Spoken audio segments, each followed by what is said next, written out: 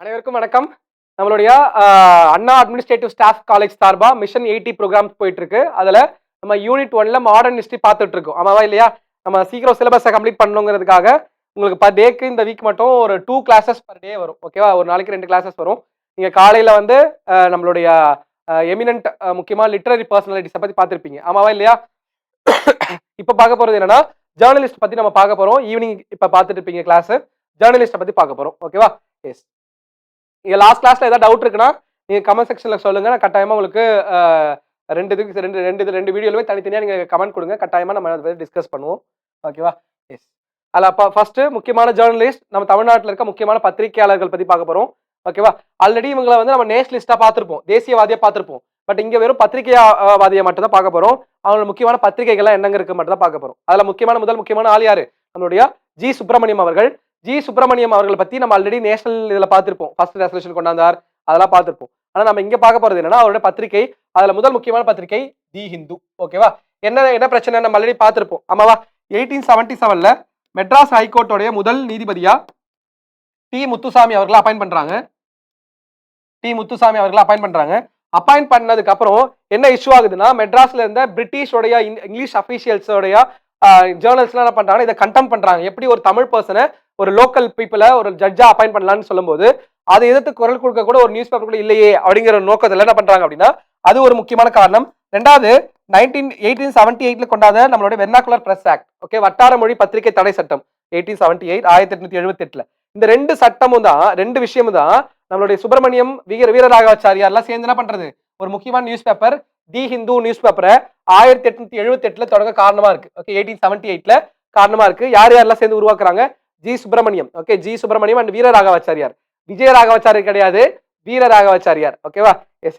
இன்னொரு குழப்பம் போயிட்டு இருக்கு, விஜயராகவாச்சாரியாரா வீரராகவாச்சாரியார். ஓகே, விஜயராகவாச்சாரியார் 1920 லாக்பூர் காங்கிரஸ் மட்டும் தான் லீடரா வருவார். இது வீரராகவாச்சாரியார். ஓகே, அவருடைய 4 ஃப்ரெண்ட்ஸ் இணைஞ்சு என்ன பண்றாங்கன்னா தி ஹிந்துங்கிற பத்திரிகை தொடங்குறாங்க.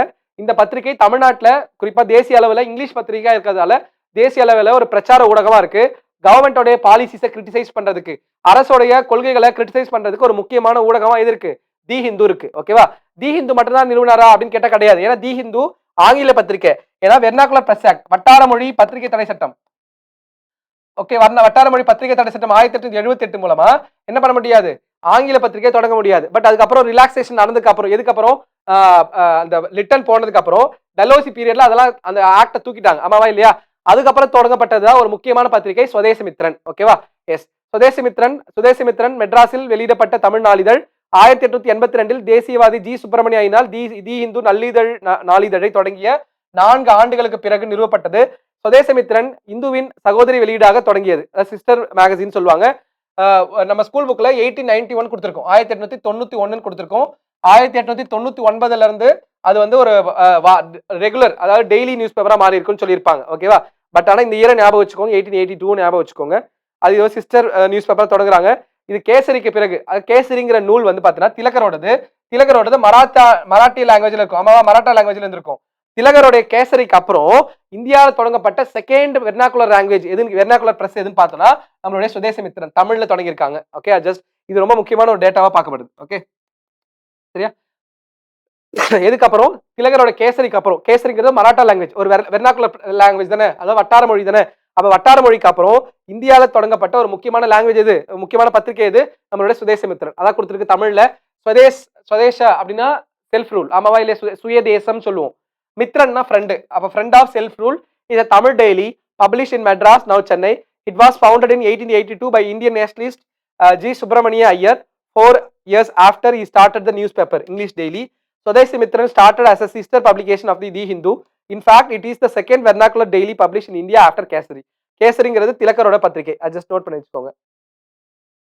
அடுத்து 1915ல அந்த சுதேசமித்ரனுடைய ஹிஸ்டரி பார்க்குறோம். 1915ல கஸ்தூரி ரங்கர் குடும்பத்தை சேர்ந்த ரங்கசாமி ஐயங்கார் கிட்ட அந்த சுதேசமித்ரன் விற்கப்படுது.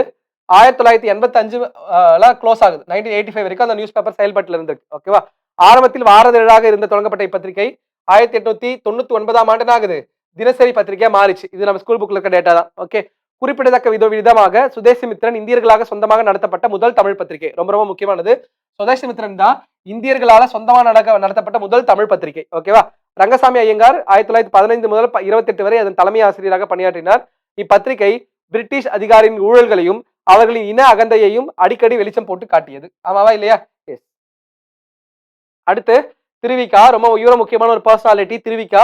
திருவிக்கா பாத்தீங்கன்னா அவரோட முக்கியமான இதழ் பாத்தீங்கன்னா தேசபக்தன், நவசக்தி. ஓகே, ரெண்டுமே முக்கியமான ஒரு இதழ்.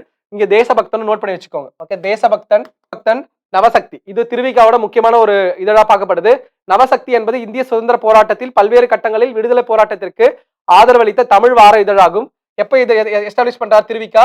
1920. ஓகே, 1920 1920 நிறுவிய இந்த இதழ் பொதுமக்களின் கருத்துக்களை வடிவமைப்பதிலும் சுதந்திர போராட்டம் பற்றிய விழிப்புணர்வை ஏற்படுத்துவதிலும் முக்கிய பங்கு வகித்தது. ஒத்துழையாமை இயக்கத்தின் போது நவசக்தி சுயாட்சி மற்றும் சுதந்திரத்திற்கான அழைப்பை ஆதரித்தது.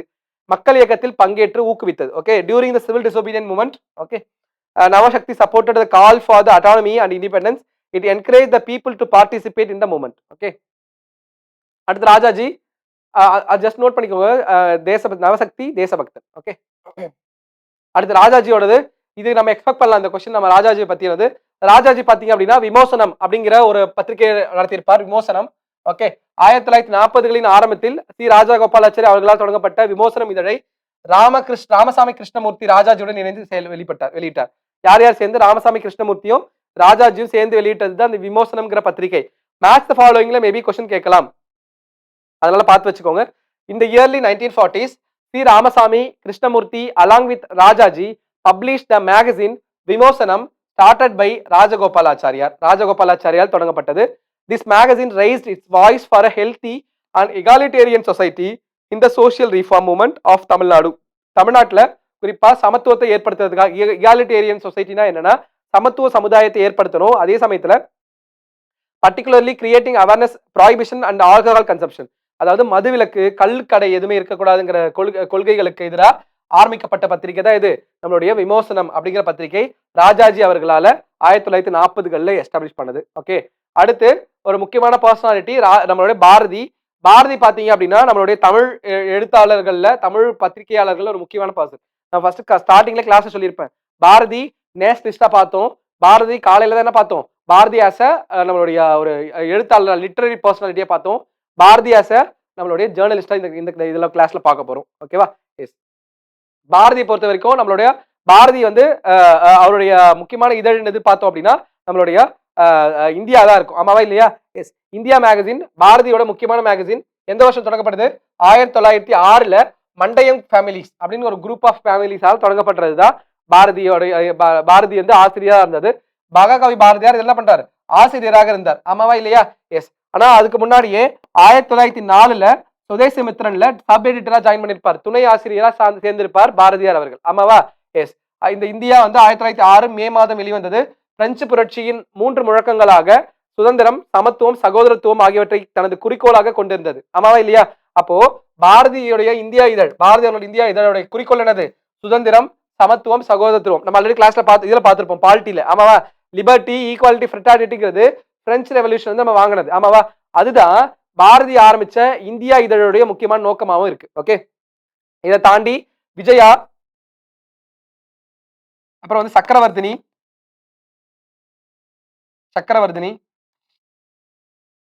ஓகே, இந்த மாதிரியான இதழ்கள். விஜயா பாத்தீங்கன்னா 1909, சக்கரவர்த்தினி 1910. ஓகே, இந்த இதழ்களையும் நம்மளுடைய பாரதியார் அவர்கள் வந்து ஆரம்பிச்சிருப்பாங்க. எல்லாமே புதுச்சேரியில இருந்து தொடங்கப்பட்ட இதழ்களா இருக்கும். ஓகேவா? எஸ். அடுத்து பாருங்க, தமிழ் இதழில் ஒரு புதிய பாதையை வகுத்தது. தனது புரட்சிகர ஆர்வத்தை வெளிப்படுத்த பாரதி வார இதழை சிவப்பு நிற காகிதத்தில் அச்சிட்டார். என்னன்னா இந்தியாவிலே for the first time Bharathi என்ன பண்றாரு அப்படின்னா அந்த பார்ட்டிஷன் ஆஃப் பெங்காலை கண்டெம் பண்ற விதமா, இந்த நம்மளுடைய வங்க பிரிவினை எதிர்க்கிற விதமா பாரதி அவர்கள் வந்து நம்மளுடைய இந்தியா இதழை வந்து சிவப்பு நிறத்தில் அச்சிட்டு இருப்பார், எதிர்ப்பு தெரிவிக்கிறதுக்காக. அதே சமயத்துல இந்தியாலேயே முதல் முறையா பாரதி தான் for the first time political cartoons India இதழில் வெளியிட்டு இருப்பார். ஓகே, பொலிட்டிக்கல் கார்ட்டூன்ஸ், அரசியல் கேலி சித்திரங்கள். ஓகே, பொலிட்டிக்கல் கார்ட்டூன்ஸ், அரசியல் கேலி சித்திரங்களை முதலா தனது இதழில் வெளியிட்டது யாரு? நம்மளுடைய பாரதி அவர்கள் தான். ஓகேவா? எஸ். சரியா? அதான் கொடுத்திருக்கு. It pave a new path in Tamil journalism to express its revolutionary zeal. He printed the Bharati weekly. He printed the weekly on red paper. Okay, red paperல print பண்றார். India was the first newspaper to publish political cartoons. என்னது? அரசியல் கேலி சித்திரங்களை வெளியிட்ட முதல் பத்திரிகை இதுதான். நம்மளோட India பத்திரிகை தான். இதான் அந்த இந்தியா நாளிதழ். ஓகேவா? சனிக்கிழமை தோறும் வெளியாயிருக்கு. ஓகே, சனிக்கிழமை தோறும் அதுவுமே கொஸ்டின் கேட்கலாம். ஜஸ்ட் நோட் பண்ணி வச்சுக்கோங்க. சனிக்கிழமை தோறும் வெளியாயிருக்கு. பொலிட்டிக்கல் கிரிட்டிசைஸ் பண்ற மாதிரி கேலி சித்திரங்கள் வெளியிட்டு இருக்காரு பாருங்க பாரதி. ஓகேவா? 1907ல வந்த ஒரு பத்திரிகையை நம்மளுக்கு போட்டோல பாக்குறோம். ஓகேவா? இந்தியா பத்திரிகை. அடுத்து இந்தியன் பேட்ரியாட். ஓகே, இதை தாண்டி மத்த இதெல்லாம் பார்த்தாச்சு. ஆமா தானே? விஜயா பார்த்தோம், சக்கரவர்த்தினி, இந்தியா பார்த்தாச்சு. பார்த்துச்சு. அடுத்து இந்தியன் பேட்ரியாட்ங்கிற பத்திரிகை. இதெல்லாம் மேட்ச் த ஃபாலோவிங்ல கேட்க வாய்ப்பு இருக்கு. அதனால தான் எல்லாமே கொடுத்துருக்கேன். இந்தியன் பேட்ரியாட் பாத்தீங்கன்னா 1905ல சி கருணாகர மேனன் அப்படிங்கிற ஒரு நபரால தொடங்கப்பட்டது தான் இந்தியன் பேட்ரியாட். இது ரொம்ப முக்கியமான ஒரு நியூஸ் பேப்பரா பார்க்கப்படுது. ஓகேவா? குறிப்பா காங்கிரஸ்க்கு வெளிப்படையா ஆதரிச்சாலுமே அதே மாதிரி பாத்தீங்கன்னா அலிப்பூர் கான்ஸ்பிரசி கேஸ் ரொம்ப ரொம்ப முக்கியமான ஒரு கேஸ். ஆமாவா இல்லையா? 1900 அலிப்பூர் கான்ஸ்பிரசி கேஸ் பாத்தீங்கன்னா 1908ல வந்த ஒரு கேஸ். ஆமாவா? இந்த பிரஃபுல்லா சாக்கி, குதிராம் போஸ் அவங்க இன்வால்வ் ஆன கேஸ் தான் அந்த அலிப்பூர் கான்ஸ்பிரசி கேஸ். அந்த வழக்கோட குற்றவாளிகளை கடுமையா எதிர்த்திருக்கும். ஆமாவா இல்லையா? எஸ், கடுமையா எதிர்த்தது மற்றும் சட்ட ஒழுங்கின் பக்கம் நிற்பதாக உறுதியாக கூறியது. பட் 1924 இதை ஷட் டவுன் பண்ணியாச்சு. கொஸ்டின்ல கேட்கலாம், இந்தியன் பேட்ரியாட் எந்த வருஷம் கருணாகர மேனன் ஓகேவா தொடங்கினது? அடுத்து டி பிரகாசம். நம்மளுக்கு டி பிரகாசம் தமிழ்நாட்டுடைய முக்கியமான ஒரு பர்சன். இவரோட ரோல்லாம் பார்த்திருப்போம். 1930ல உப்பு சத்தியாகிரகம் அப்ப சென்னையில யானை கவுனில என்ன பண்ணிருப்பார்? நம்மள உப்பு சத்தியாகிரகம் பண்ணிருப்பார். ரொம்ப ரொம்ப முக்கியமான பர்சன். அதே பாத்தீங்கன்னா இண்டிபெண்டன்ஸ் இந்தியாவுக்கு முன்னாடி 1946ல அவர் தான் தமிழ்நாடோட சீஃப் மினிஸ்டர் இருந்திருப்பார். மெட்ராஸோட சீஃப் மினிஸ்டர் இருந்திருப்பார். ஆந்திர கேசரி சொல்றோம். ஓகே, ஆந்திர கேசரி. கேசரினா சிங்கம். ஓகே, எஸ், அது ஜஸ்ட் ஆந்திராவோட சிங்கம் பார்க்க போறோம். ஆந்திராவுடைய சீஃப் மினிஸ்டர், ஆந்திர ரீஜனோட சீஃப் மினிஸ்டர் கூட இருந்திருக்கார். ஸ்வராஜ்யா ரொம்ப முக்கியமான ஒரு பத்திரிகை, அவரோடது தான். இந்த ஸ்வராஜ்யா பத்திரிகை தான் முதல்ல வஉசி தொடங்குற மாதிரி இருந்திருக்கும். பட் வஉசி அதுக்குள்ள 1908ல ஜெயிலுக்கு போனதுக்கு அப்புறம் நம்மளுடைய டி பிரகாசம் அவங்களுக்கு தொடங்கினது.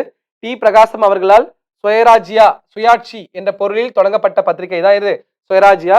இந்த பத்திரிகை ஆங்கிலம், தெலுங்கு மற்றும் தமிழ் ஆகிய மொழிகள் ஒரே நேரத்தில் வெளியிடப்பட்டது. எந்தெந்த மொழிகளை பாருங்க? இங்கிலீஷ், தெலுங்கு, அப்புறம் வந்து சான்ஸ்கிரிட். Okay sir, Tamil. இந்த 3 லாங்குவேஜ்ல வெளியே வந்திருக்கு. லார்ட் டைம்ஸ் என்ற சட்ட இதழையும் வெளியிட்டார். இதெல்லாம் கொஸ்டின் கேட்க வாய்ப்பு இருக்குங்க. இப்ப லார்ட் டைம்ஸ்ங்கிற சட்ட இதழ் வெளியிட்டது யாரு? டி பிரகாசம். Okay, he also published a legal journal called Lord Times. Okay, அது இல்லாம the magazine Swarajya meaning Swaraj was started by T Prakasam. The newspaper was published simultaneously in English, Telugu and Tamil. Okay, 3 லாங்குவேஜ்ல வெளியிட்டு இருக்கார். ஓகேவா? S. அடுத்து மദ്രാஸ் standard. மദ്രാஸ் standard பாத்தீங்கன்னா பரமேஸ்வரன் பிள்ளை அல்லது ஜிபி பிள்ளை. ஓகே, இது ரொம்ப முக்கியமான பேரு. ஆல்ரெடி வந்து நான் ஃபர்ஸ்ட் கிளாஸ் செகண்ட் கிளாஸ்ல முன்னாடி கிளாஸ்ல சொல்லும்போது இந்த நியூஸ் பேப்பர்ல யார் எழுதுனதுங்கிறத காயின் பண்ண சொல்லியிருப்பேன். ஆமாவா இல்லையா? எஸ், அதில் பாருங்க மெட்ராஸ் ஸ்டாண்டர்டுங்கிற நியூஸ் பேப்பர் வெளியிட்டது யாருன்னா பரமேஸ்வரன் பிள்ளை அல்லது ஜிபி பிள்ளை. ஓகேவா? மெட்ராஸ் ஸ்டாண்டர்ட் பத்திரிகை நிறுவனர் பிள்ளை தனது பத்திரிகையை தனது கருத்துக்களை வெளிப்படுத்தும் தளமாக பயன்படுத்தினார். 1801 மலையாளி மெமோரியஸ் சிற்பிகள்ல ஒருவர். இவர் திருவிதாங்கூரின் நவீன அரசியல் மறுவாழ்வு இயக்கத்தின் தொடக்கத்தை குறிக்கிறது அந்த மலையாளி மெமோரிஸ்ங்கிறது. ஓகே, அது இங்கிலீஷ்ல கொடுத்திருக்கிறது. பரமேஸ்வரன் பிள்ளை ஆல்சோ known as ஜிபி பிள்ளை was the founder of Madras standard which was published thrice a week. 3 வாரத்துக்கு ஒரு முறை வருது. ஓகே, வாரத்துக்கு 3 முறை. ஓகே, பிள்ளை used its journal as a platform to express his views. He became one of the architects of Malayali Memorial of 1891. Okay, this marked the beginning of the modern political rehabilitation movement of Travancore. திருவாங்கூர்ல நடந்த அந்த போராட்டங்கள்ல முக்கியமா பங்கேற்றது இந்த மெட்ராஸ் மெமோரியல்ங்கிறது. ஓகேவா? S. அடுத்து DK. Madhavan ரொம்ப முக்கியமான ஒரு பர்சன் ஃப்ரம் மலையாள தேசத்துல இருந்தாலுமே தமிழ்நாட்டுக்காகவும் நிறைய விஷயம் பண்ணியிருப்பாங்க. டி.கே. மாதவனுடைய முக்கியமான நியூஸ் பேப்பர் தேசாபிமானி. இந்த previous year question already match ஃபாலோவிங்ல கேட்டிருக்காங்க. டி.கே. மாதவனோட தான் என்னது தேசாபிமானி. இவர் பாத்தீங்கன்னா இந்த வைக்கோம் சத்தியாகிரகால இன்வால்வ் ஆன ஒரு முக்கியமான பர்சன். ஓகேவா? இந்த தேசாபிமானியில தான் குறிப்பா இந்த வைக்கோம்ல நடக்கிற அந்த காஸ்ட் பேஸ்ட் டிஸ்கிரிமினேஷனை, டெம்பிள் என்ட்ரி ரெஸ்ட்ரிக்ஷனை பத்தி பேசியிருப்பார். கோயில் நுழைவுக்கு இருக்க தடையை பத்தி நம்மளுடைய டி.கே. மாதவன் என்ன பண்ணியிருப்பார்? முதல் முறையா இந்த தேசாபிமானிங்கிற பத்திரிகையில தான் பேசியிருப்பார். ஓகேவா? என்ற பத்திரிகையை தொடங்கி பின்னர் அதன் ஆசிரியர் ஆனார். இந்த பத்திரிகை மூலம் தீண்டாமை போன்ற தீய சமூக நடைமுறைகள் ஒழிக்க வேண்டும் என்று சொன்னார். இதே நம்மளுடைய டி.கே. மாதவன் தான் 1917 என்ன பண்ணியிருப்பார் அப்படின்னா நம்மளுடைய வைக்கோம்ல நடக்கிற இஷ்யூ பத்தி பேசியிருப்பார். எந்த வருஷம்? 1917. அதை ஜஸ்ட் நோட் பண்ணி வச்சுக்கோங்க. பட் ஆனா அது பெரிய இஷ்யூ ஆனது எப்படின்னா 1923க்கு அப்புறம் தான், 1923க்கு அப்புறம் தான். பெரியார் அங்க போறது 1924. அதாவது வைக்கம் சத்தியாகிரகா பெரியார் போனதுக்கு அப்புறம் தான் இட்ஸ் சக்சஸ்ஃபுல்லான ஒரு முக்கியமான மூமெண்டா எது மாறுது? வைக்கம் சத்தியாகிரகா மாறுது. ஓகேவா? எஸ். அந்த வைக்கம் சத்தியாகிரகா நடக்கிறதுக்கு முக்கியமான காரணம் வந்து இந்த டி.கே. மாதவன். அவருடைய முக்கியமான நியூஸ் பேப்பர் என்னது? தேசாபிமானி. ஓகேவா? அடுத்து பி. வரதராஜுலு நாயுடு ரொம்ப முக்கியமான பர்சன். இவருமே அவரோட நியூஸ் பேப்பர் பாத்தீங்கன்னா தமிழ்நாடு. ஓகேவா? இப்போ தமிழ்நாடு பேர்ல தமிழ்நாடுங்கிற பேர்ல நியூஸ் பேப்பர் வச்சிருந்தது யாரு? வரதராஜுலு நாயுடு. எந்த வருஷம் தொடங்குறார்? 1926ல. ஓகே, 1926ல பி வரதராஜு நாயுடுவால் தொடங்கப்பட்ட தமிழ்நாடு தினசரி நியூஸ் பேப்பரா வருது. ஓகேவா? குறிப்பா நடுத்தர வர்க்கத்திற்கான தளமா இருக்கு. நான் முதல்ல சொன்னேன், வரதராஜ் நாயுடு பாத்தீங்கன்னா தொழிலாளர்களுக்காக முக்கியமா அதிகமான வேலைகள் பார்த்திருப்பார். நம்ம பார்த்திருப்போம். 1918ல மெட்ராஸ் லேபர் யூனியன், மദ്രാஸ் தொழிற்சங்கம் தொடங்குறதுக்கு முக்கியமான காரணம் யாரு? வரதராஜு நாயுடு தான். ஆமாவா இல்லையா? அந்த வரதராஜு நாயுடு தலைமையில உருவாக்கப்பட்ட ஒரு நியூஸ் பேப்பர் தான் இது தமிழ்நாடுங்கிறது. ஓகேவா? எஸ். தேசியவாத காரணத்துடன் ஒத்துப்போகும் துணிச்சலான மற்றும் பேச்சு வழக்கு பாணியை வழங்கியது. பிரபஞ்சமித்ரன் மற்றும் தமிழ்நாடு போன்ற வெளியீடுகளை தொகுத்து தமிழ் நடுக்கர வரத்திற்கு சுதந்திர போராட்டம் குறித்து பகட்டுவதில் முக்கியமான பங்கு வகித்தார். பின்னர் இந்தியன் எக்ஸ்பிரஸையும் நிறுவினார். ரொம்ப ரொம்ப முக்கியமானது, அதை நோட் பண்ணிக்கோங்க. இந்தியன் எக்ஸ்பிரஸும் நிறுவியிருப்பார். ஓகே, இந்த நியூஸ் பேப்பர்ல பாரதி எல்லாம் எழுதியிருக்காங்க. Okay, the Tamil Nadu daily started by P Varadaraju Naidu 1926 became a platform for the middle class. Middle கிளாஸ்க்கான ஒரு முக்கியமான பிளாட்ஃபார்மா இது இருக்கு. நம்மளுடைய தமிழ்நாடு நியூஸ் பேப்பர் இருந்திருக்கு. presented a bold and colloquial style that coincided with the nationalist cause. He edited the publications like Prabhanjamitran and Tamil Nadu and played a key role in educating the Tamil middle class about the freedom struggle. He later found Indian Express. அப்ப Indian express நிறுவனத்துல முக்கியமான நபர் யாருன்னு பார்த்தோம்னா யாரு? நம்மளுடைய வரதராஜுலு நாயுடு. ஓகேவா?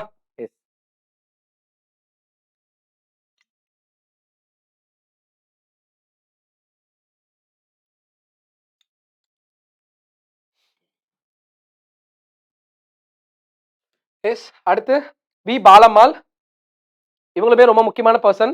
நம்மளுடைய தமிழ்நாட்டுல பாத்தீங்கன்னா ஒரு பெண் பத்திரிகையாளரா நிறுவனத்துல ஒரு முக்கியமான பர்சன் யாரு? பாலம்மாள். ஓகேவா? எஸ். அவங்கள பத்தி பார்ப்போம். தமிழ்நாட்டின் முதல் பெண் பத்திரிகையாளர் ராஜி சேவையும் இந்தியரும் என்ற நூலை தமிழில் எழுதி 1917ல் ஸ்ரீனிவாச வரதாச்சாரி அச்சகத்தில் வெளியிட்டார். அப்ப தமிழோட முதல் பெண் பத்திரிகையாளர் யாரு? பாலம்மாள். ஓகேவா? Home rule. அவரோட முக்கியமான நூல் தான் என்னது? ராஜி சேவையும் இந்தியரும் அப்படிங்கிற நூல். அது யார் வெளியிடுறது? ஸ்ரீனிவாச வரதாச்சாரி.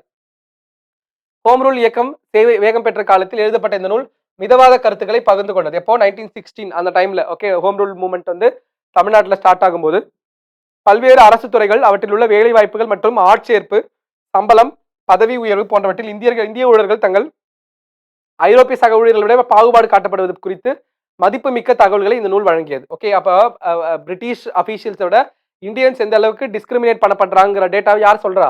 நம்மளுடைய பாலம்மாள் அவங்களுடைய நியூஸ் பேப்பர் பெரிய அளவுக்கு பேசியிருக்கு. இந்த ஃபர்ஸ்ட் உமன் ஜேர்னலிஸ்ட் இன் தமிழ்நாடு ரோட் ராஜி சேவையும் இந்தியனும். ஓகே, இந்தியரும் in Tamil and published it at Srinivasa Varadachi Press in 1917. Written at a time where a home rule movement was gaining a momentum, the book shared moderate views. மிதவாதிகளோட கருத்துக்களை பகிர்ந்துக்குச்சு. எந்த book? நம்மளுடைய இவங்களோட புத்தகம்.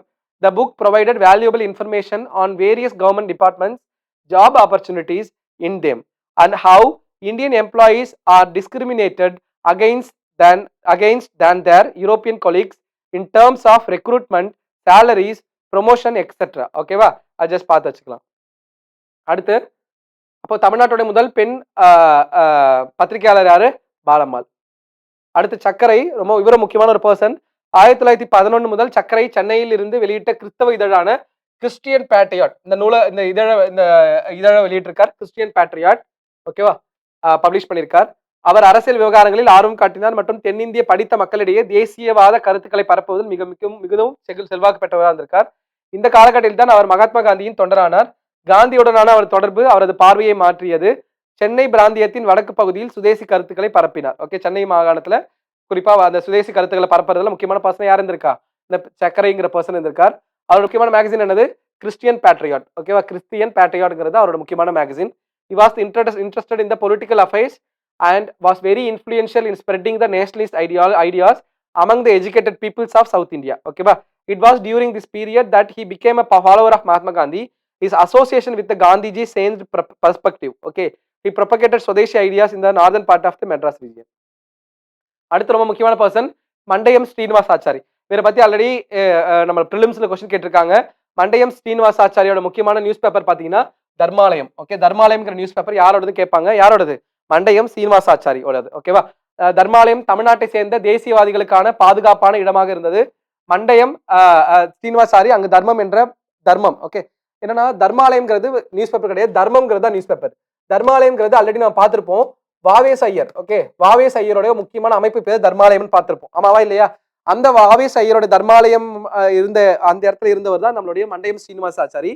அவருடைய news paper தான் இது தர்மம். தர்மம்ங்கிறது bi monthly news paper. Okay, 2 மாதத்துக்கு ஒரு முறை வர நியூஸ் பேப்பர். பத்திரிகை வெளியிடுவதற்காக ஒரு அச்சுப்பொறி விடுதலை மினிவாதி அயல் தர்மாலயம் என்ற பெயர் வந்தது. அங்கு நாட்டுப்பட்டுள்ள வெளிநாட்டு இலக்கியங்கள் இறக்குமதி செய்யப்பட்டு தமிழ்நாட்டில் விநியோகிக்க ரயில் மூலம் அனுப்பப்பட்டது. ஓகே, மண்டபம் சீனிவாசாரி used a printer to publish a bi-monthly magazine called Dharmam, patriotic foreign literature that imported and sent by railways for distribution of Tamil Nadu. Okay, தமிழ்நாட்டில் பயன்படுத்துறது. அடுத்து பாருங்க, அடுத்த ஒரு முக்கியமான நியூஸ் பேப்பர் தமிழ் நேசன். ஓகே, இது தனியா போல்ட் பண்ணாம கொடுத்துருக்கேன். தமிழ் நேசன். தமிழ் நேசன்ங்கிற பத்திரிகையை நரசிம்மம் ஐயங்கார் அவர்கள் தொடங்கியிருக்காங்க. ரொம்ப ரொம்ப முக்கியமானது. நரசிம்மம் ஐயங்கார் தொடங்கியிருக்காங்க. அது தொடங்குறதுக்காக தமிழ்நாட்டுக்கு வந்திருக்காங்க. தமிழ்நாட்டுல இருந்து வெளில போயிட்டாங்க. எங்கன்னா புதுச்சேரி கிட்ட போயிருப்பாங்க. 1924 நரசிம்மம் ஐயங்கார் தொடங்கின நியூஸ் பேப்பர் இது தமிழ் நேசன். அது மட்டும் தெரிஞ்சா போதும். ஓகேவா? இதன் முதல் பதிப்பு 1924 செப்டம்பர் 10 வெளியானது. இதன் பத்திரிகை மலேசிய தமிழர்களின் வலுவாக குரலாக மாறியது. தமிழ்நாட்டில இருந்து வெளில போய் எங்க இருக்காரு? புதுச்சேரியில மலேசியால இருந்திருக்கார். ஓகேவா? மலேசியால இருந்திருக்கார். இந்த பத்திரிகை வாரத்திற்கு 2 முறை வெளியானது. 34 வந்து வாரத்துக்கு 3 முறை. அதுக்கப்புறம் தினசரி பத்திரிகையா மாறி இருக்கு. இது வாசகர்களிடையே அதன் அதிகரிக்கும் பிரபலத்தை காட்டுது. அந்த அளவுக்கு பார்த்து படிச்சிருக்காங்க. என்ன நியூஸ் பேப்பர்? தமிழ் தேசன், தமிழ் நேசன். யாரோடது? நரசிம்ம ஐயங்கார். அவங்க இங்கிலீஷ்லயே கொடுத்துருக்கேன். தமிழகத்திலிருந்து லெஃப்ட் ஆயிட்டார். தமிழ் நேசன் நியூஸ் பேப்பர் யாரோடது? நரசிம்ம ஐயங்கார். ஓகேவா? எஸ். ஃபர்ஸ்ட் பை மந்த்லியா இருக்கு. அடுத்து வந்து 2-3 வீக்ஸ் ஒன்ஸ் வந்திருக்கு. அதுக்கப்புறம் டெய்லியாவும் மாறி இருக்கு நம்மளுடைய தமிழ் நேசன் நியூஸ் பேப்பர். ஓகேவா? எஸ். அடுத்து சாரங்கபாணி.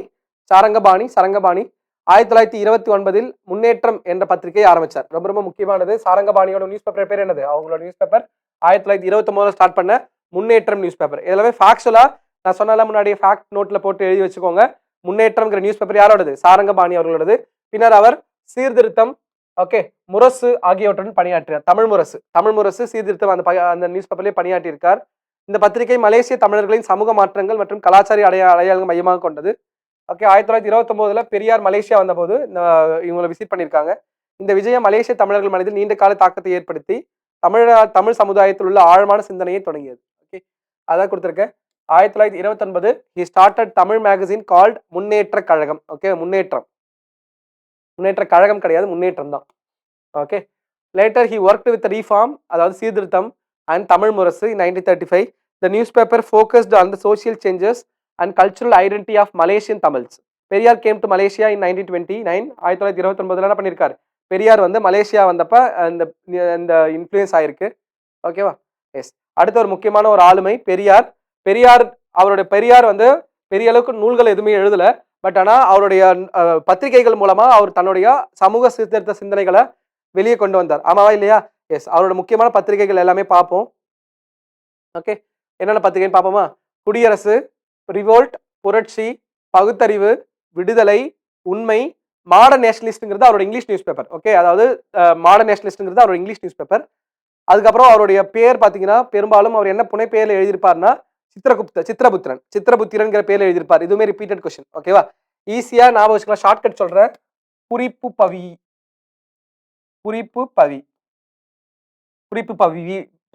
ஊன் ஞாபகம் வச்சுக்கோங்க.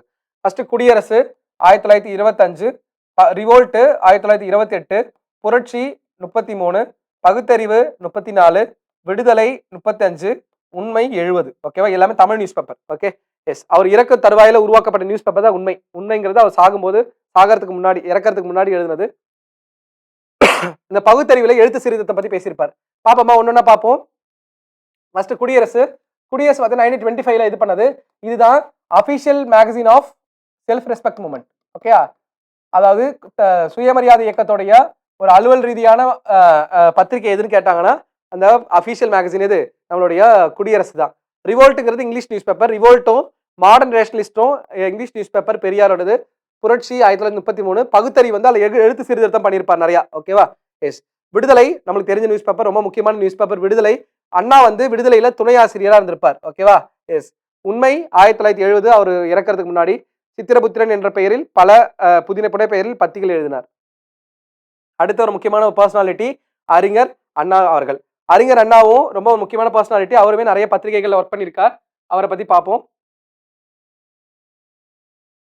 ஓகே, அறிஞர் அண்ணா நவயுவன் இதழை காஞ்சி மணி மொழியார் துணையுடன் தொடங்கினார். என்ன இதழ்? முதல்ல தொடங்கின இதழ் எது? நவ யுவன். ஓகேவா? இதெல்லாம் கொஸ்டின் கேட்க வாய்ப்பு இருக்குங்க, நல்லா பார்த்து வச்சுக்கோங்க.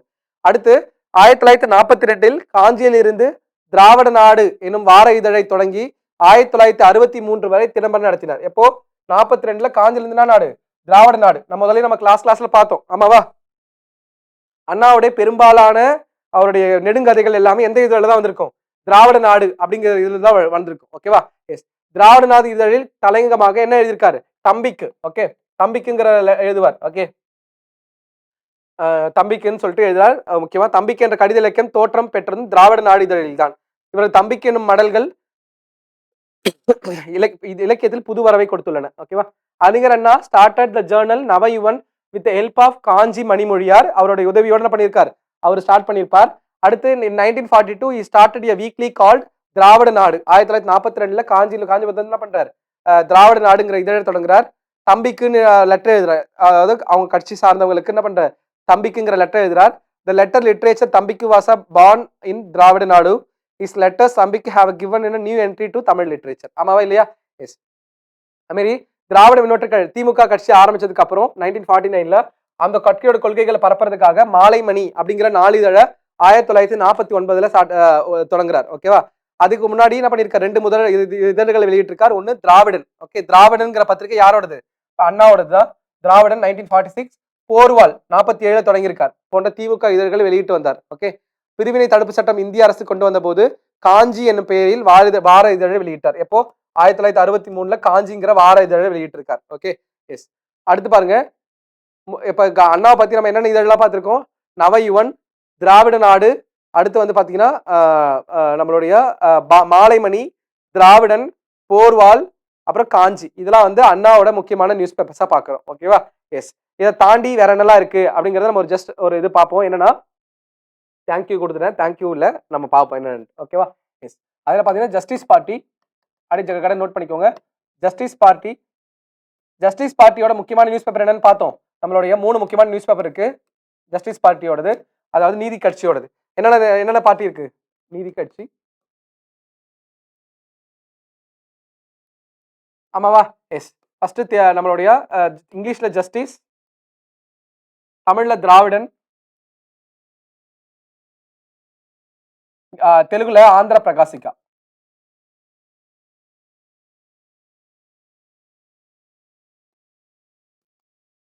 ஆமாவா? அதனாலதான் ஜஸ்டிஸ்ங்கிற பேர்ல இருந்தா ஆகுது ஜஸ்டிஸ் பார்ட்டிங்கிறது வருது. ஓகேவா? ஜஸ்டிஸ்ங்கிறது ஜஸ்டிஸ் பார்ட்டியோடது 3 முக்கியமான நியூஸ் பேப்பர். ஜஸ்டிஸ், திராவிடன், ஆந்திர பிரகாசிக்காங்கிறது நம்மளோட ஜஸ்டிஸ் பார்ட்டியோடது. ஓகேவா? எஸ். அடுத்து பரிதிமார் கலைஞரோடது,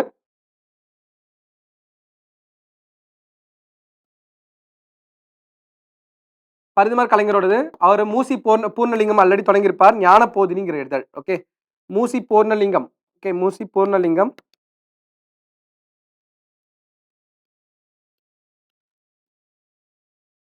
ஞான போதினி,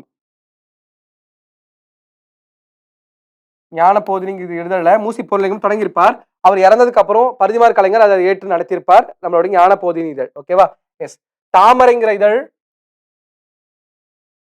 தாமரைங்கிற இதழ் ரொம்ப ரொம்ப முக்கியமான ஜேர்னல். யாரோடதுன்னா பா ஜீவானந்தத்தோடது.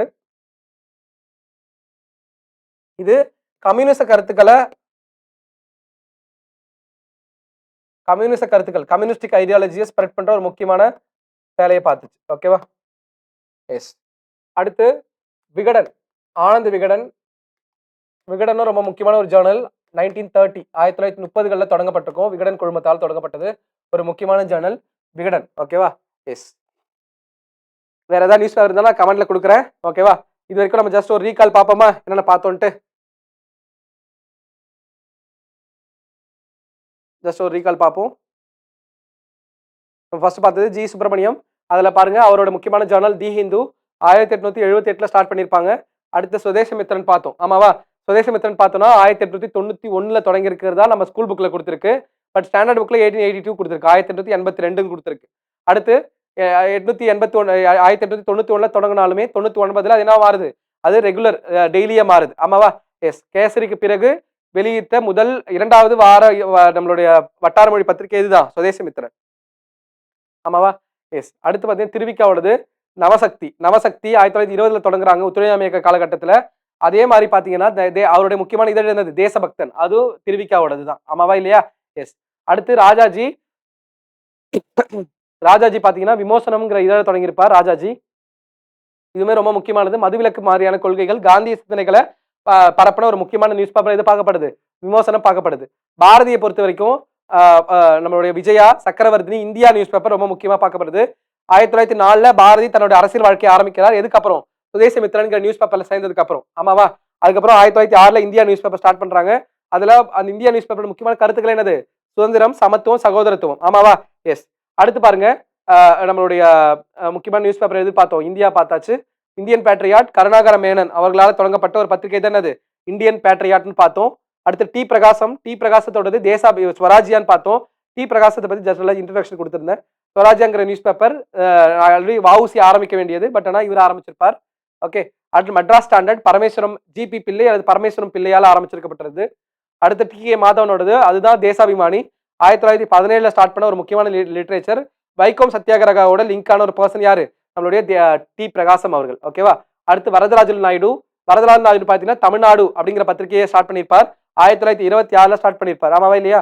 அதுக்கு பின்னாடி இந்தியன் எக்ஸ்பிரஸ் அப்படிங்கிற நியூஸ் பேப்பரையும் எஸ்டாப்ளிஷ் பண்றார். அடுத்து பாலம்மாள், தமிழ்நாட்டுடைய முதல் பெண் பத்திரிகையாளர் யாரு, பாலம்மாள். பாலம்மாள் எழுதுற நூல் என்னன்னு பார்த்தோம், ராஜ சேவையும் இந்தியரும், அதாவது அரசு சேவைகளும் இந்தியரும் அப்படிங்கிற நூல் எழுதியிருப்பாங்க. அந்த நூலை வெளியிட்டது ஸ்ரீனிவாச வரதாச்சாரி அச்சகத்துல பிரிண்டிங் பிரஸ்ல 1917 வெளியிடப்படுது. ஓகேவா? எஸ். அது பாத்துக்கலாம். அடுத்து பாத்தீங்கன்னா சக்கரை, அவரோட நியூஸ் பேப்பர் வந்து கிறிஸ்டியன் பேட்ரியாட்னு பார்த்தோம். ஆமாவா இல்லையா? எஸ். கிறிஸ்டியன் பேட்ரியாட் வந்து யாரோடது, சக்கரை அப்படிங்கிற பர்சனோடது. அடுத்து மண்டயம் ஸ்ரீனிவாசாச்சாரி, அவர் தர்மாலயம்ங்கிற வஉசி ஐயருடைய முக்கியமான அமைப்புல இருந்திருப்பார்.